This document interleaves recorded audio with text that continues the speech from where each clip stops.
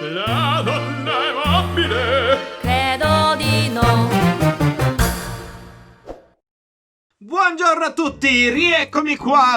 Vedete, manca nel mio racconto che ho voluto fare i primi 15 giorni di quarantena, ma perché filmare la quarantena mi sembrava anche un pochettino noioso e ridicolo. Adesso volevo semplicemente integrare con qualche informazione più quello che era successo quando io sono arrivato a Seoul e soprattutto il giorno in cui sono uscito per andare a fare i controlli medici. Ma facciamo un piccolo riassunto. Io parto il giorno 1 da Trapani, Palermo, Roma, Roma, Amsterdam, Incheon. Incheon è una piccola città di periferia che dà sul mare che ospita il più grande aeroporto in South Korea. Torniamo a noi. Io arrivo il giorno 3. Io arrivo il giorno 2 a... Ma perché mi impappino? Io arrivo il giorno 2 a Incheon. A Incheon passo circa 3 ore per uscire dall'aeroporto. Arriva pure un beagle che cerca di... Sto registrando.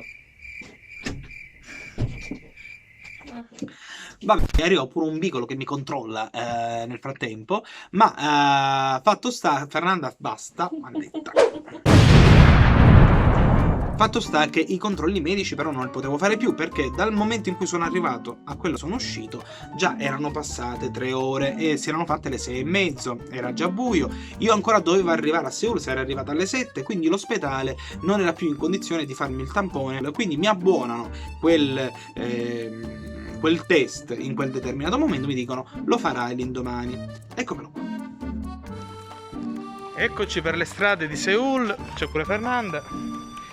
E ci stiamo dirigendo al centro medico dove finalmente farò i controlli che dovevo fare il primo giorno, ma che non ho fatto perché si era fatto insomma troppo tardi. Ragione per cui oggi sveglia alle 7 e alle 8:30 ci siamo partiti a piedi, secondo le indicazioni governative, con i guanti, le mascherine e i documenti, e ci stiamo dirigendo verso morte certa, no? Ci stiamo dirigendo verso questo posto mistico che ancora io non ho capito bene cosa sia e ti spiegherò dopo. Avete presente quelli che prendono l'avicoltori, quelli che arrivano con tipo vestiti da marziani? Ecco, la situazione era praticamente questa.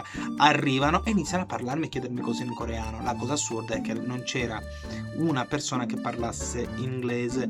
Meno male che c'era Fernanda, che in qualche modo ha seguito tutta la vicenda, ha firmato scartoffie per conto mio e parlava e interagiva con le persone, gli ufficiali sanitari che insomma mi chiedevano delle cose alle quali non potevo rispondere perché non capivo nulla di quello che dicessero.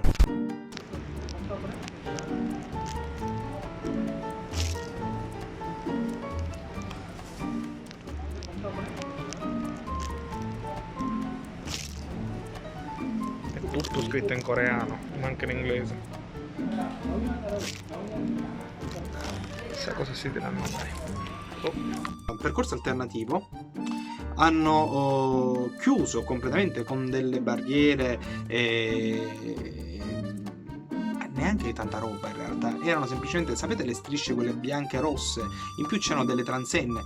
Chiaramente la civiltà e l'intelligenza delle persone faceva sì che loro stesse capivano che lì dentro non dovevi entrare se non per reali motivi, tutti distanziati di almeno 1,5 metri, 2 metri, con le mascherine e i guanti, alcuni avevano addirittura gli occhiali. Noi facciamo questa fila che non è neanche tanta strada in realtà, e per questo era importante prendere l'appuntamento, per non creare l'assembramento.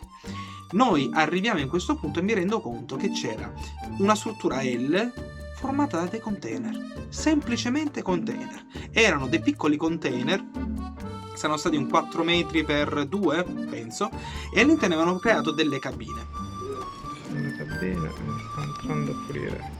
C'erano 2 persone addetti alla pulizia e ogni volta che entrava ed usciva una persona che doveva fare il tampone andavano a disinfettare tutto l'ambiente, ogni singola cabina. Tu non eri mai a contatto, neanche vicino con il medico, ma c'era uno schermo di vetro, bello spesso, o in plex, adesso non ricordo bene, e delle aperture, questo gesto è brutto. Un po' come si vede nei cartoni animati dei Simpson, quando c'è Homer o qualcuno che lavora dentro le centrali nucleari, si mette i guanti, no? Per toccare le cose pericolose. Ecco, era la stessa cosa, c'erano queste fessure dove loro inserivano le mani, c'erano dei guanti e ti facevano il tampone attraverso questo, quindi isolato al massimo. Io non ho dei video inerenti a quel momento per evidenti ragioni, già stavo piangendo mentre mi infilavano il bastoncino nel naso, che per quanto dire non è pericoloso, dopo 2 secondi non hai più niente, ma in quel momento è fastidiosissimo.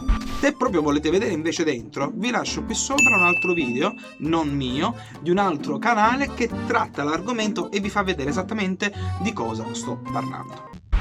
Devo dire però che dopo respiravo un pochettino meglio. In ogni caso, dopo avermi tamponato, io sono uscito. Già nel pomeriggio avevo i risultati. Ma questa è un'altra storia. Torniamo a vedere. Mi hanno fatto il tampone, mi hanno tolto una parte di cervello, meglio quello ho provato. E così è andata. Però tutto è andato bene. Mi hanno dato la borsa della spesa per 2 settimane. C'ho tutto qui. E adesso prendo Fernanda, la mia compagna, e torno a casa immediatamente. Così finisce il capitolo del tampone. Successivamente passeranno altri 12 giorni di quarantena e poi finalmente liberi e vedrete il secondo video. L'unica cosa che ricordo dei 15 giorni di quarantena è che proprio l'app che funzionava alla grande in Sicilia, non l'avrei mai detto, e nell'era delle tecnologie in Corea, capitale della tecnologia, Seoul, non funzionava bene e questo mi ha un po' scioccato, ma ripeto, sicuramente derivava dal fatto che il cellulare era un cellulare europeo e quindi si agganciava ad altri server che non erano quelli asiatici e magari talvolta il GPS andava fuori. Questo video è un po' noioso, ma sicuramente potrebbe anche essere e apparirvi interessante. Io spero di sì e ci vediamo al secondo video, che sicuramente sarà un pochettino più divertente. Ci vediamo lunedì e un bacione, a presto!